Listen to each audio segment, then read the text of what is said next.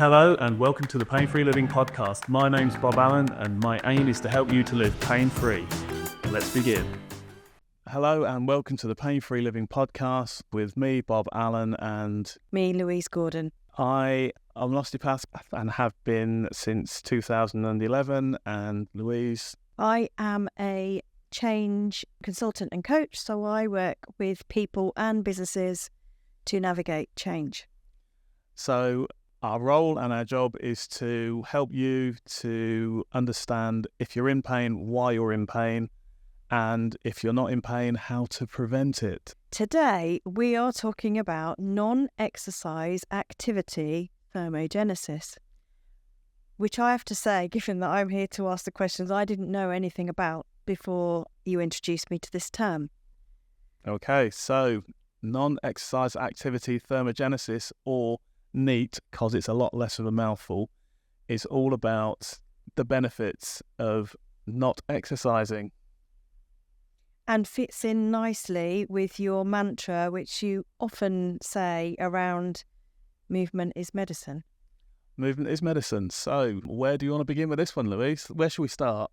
How about what is non-exercise activity thermogenesis? I thought everybody knew what that was. As it says on the tin, it's about burning calories without actually exercising. So exercise is classed as deliberate movement to increase blood pressure, etc., etc. The benefits of exercise are well known in that they can help reduce blood pressure. It can help to increase lifespan through more activity and just generally being healthier. What it never takes into account is the fact that unless you're a professional athlete or a high-level athlete, you're actually only going to be exercising. Most people will exercise once or twice a week. You know, they may be going to the gym. Some people are runners, so they may go out more often, but what they don't take into account is the amount of time they spend where they're not deliberately being active.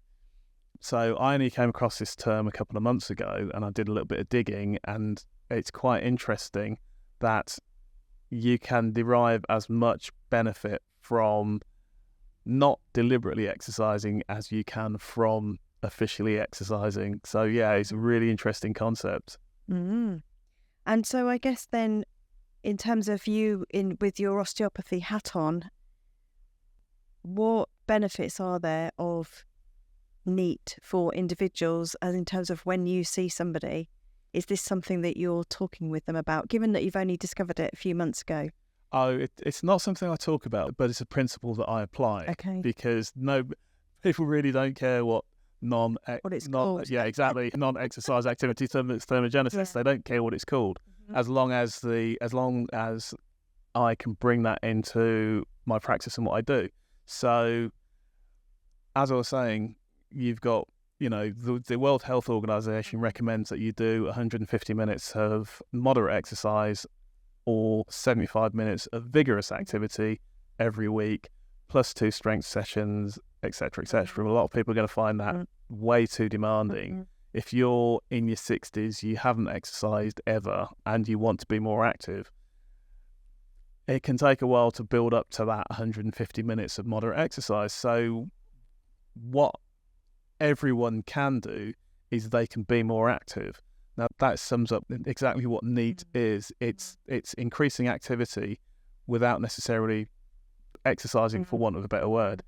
And what it refers to, well, it's basically everything that's not deliberate exercise. So getting up and going to the kitchen to make yourself a cup of tea, getting up to change, walking up the stairs, getting up to change the TV channel. Not many people do that these days. That's why we have remotes. Blimey, Bob. But it's, yeah, I know, I've shown my age now. But actually, it's everything that doesn't involve deliberate exercise. We can all do more of that, and it's easy to do.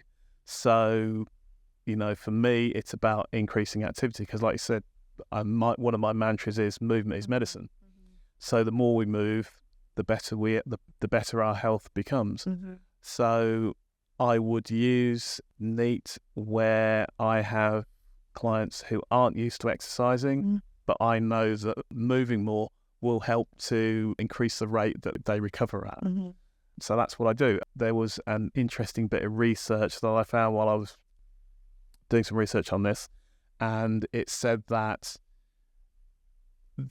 if you've got a job where you spend a lot of time sat down, you work at a computer or something like that, a lot of us do. If you changed what you did from spending all your time sitting to spending that amount of time standing, you actually burn a significant. It's not a massive number of extra calories, but taken over a year, and this is the average person in the average job working in the average office. They don't exist, but just to give you an idea, if you go change from sitting to standing and spend more time standing, you can burn the equivalent calories of what you would if you went for 60 30-minute runs, averaging around 5 miles per hour. That's a significant number of calories you would burn over a year. And that is an awful lot. Standing. And I know that I would rather spend a lot of time standing than I would do going out to 60 30-minute runs.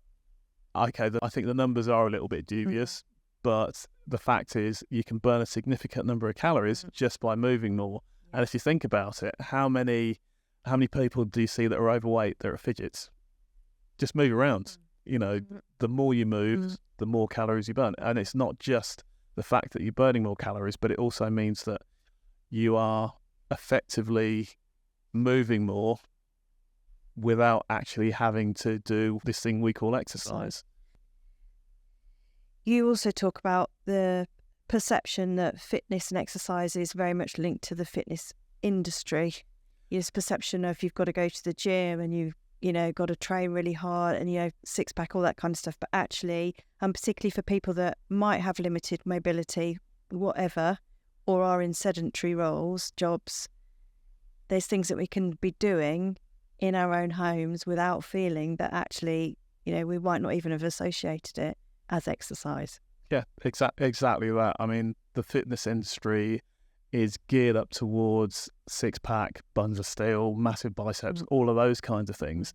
And actually, if that's what you want, then I have no issue with that at all. But the majority of the population don't want to look like. They want to be a bit fitter. They want to be a bit healthier. But they don't really know why, because there doesn't seem to be any balance. You're either, all the promotional stuff for the fitness industry is all about the body beautiful, but actually most people don't want that.